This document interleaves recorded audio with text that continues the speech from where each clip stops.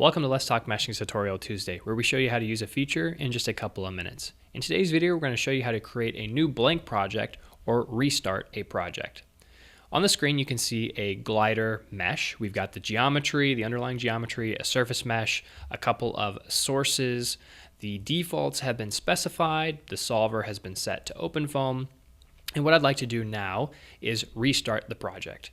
So I'm going to go to the File menu and go to New, and you'll notice that I have two options. The first is Blank Project. This is enabled by default or selected by default.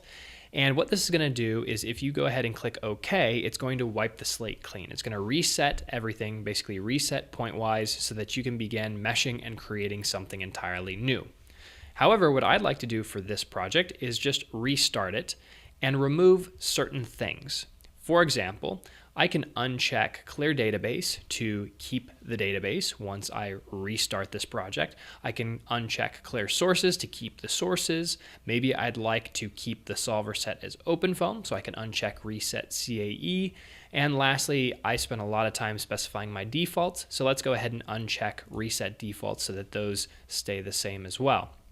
If I go ahead and click OK, the scene will update. You'll notice that the mesh has been removed, but I still have my underlying geometry, I still have the sources, my defaults are still here, and the solver is still set to OpenFOAM. So reset is going to allow you to clear and reset only certain portions of the project as needed.